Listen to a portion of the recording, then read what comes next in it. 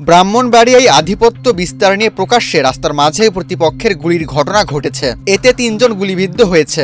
CCTV ফুটেজে দেখা গেছে জনবহুল এলাকায় রাস্তার মধ্যে একজনকে প্রকাশ্যে গুলি করার সাথে সাথে একজন মাটিতে লুটিয়ে পড়ে। এরপর অস্ত্রধারী আরও কয়েকবার গুলি করেন। গুলি করা শব্দে পথচারীরা দিকবিদিক ছোটাছুটি করতে থাকেন। ২৭ নভেম্বর বৃহস্পতিবার সন্ধ্যায় শহরের কান্দিপাড়া মোড় এলাকায় এই ঘটনা ঘটে। পুলিশ সূত্রে জানা গেছে, আধিপত্য বিস্তার নিয়ে কান্দিপাড়া এলাকায় লায়ন শাকিল গ্রুপ ও জেলা স্বেচ্ছাসেবক দলের আহ্বায়ক দেলোয়ার হোসাইন দিলীপ গ্রুপের মধ্যে বিরোধ চলে আসছে। এরই জের ধরে সন্ধ্যায় দিলীপ গ্রুপের লোকজন কান্দিপাড়া এলাকায় অবস্থানকালে লায়ন শাকিল ও তার সহযোগীরা দিলীপ গ্রুপের লোকজনদের উপর এলো পাথারি গোলাগুলি ছোড়ে। এতে টুটুল, শিহাব ও সাজু মিয়া নামে ৩ জন গুলিবিদ্ধ হয়ে আহত হন।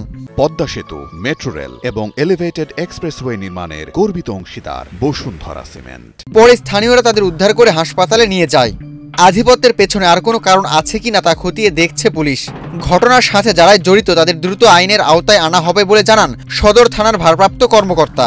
সন্ধ্যায় একটা ঘটনা ঘটছে, আমরা শুনছি যে এখানে আধিপত্য বিচার কেন্দ্র করে টি রোডে একটা ঘটনা ঘটছে। এর মধ্যে বিভিন্ন রকমের কথা শোনা যাচ্ছে। আমরা আসছি যে আসলে মূলত ঘটনাটা কী নিয়ে ঘটছে, আধিপত্য নাকি অন্য কোনো বিষয় আছে।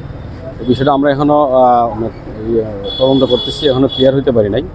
আমরা হয়তো শর্ট টাইমের মধ্যে এটা বুঝতে পারবো যে আসলে কী নিয়ে তাদের মধ্যে দ্বন্দ্বটা চলছে।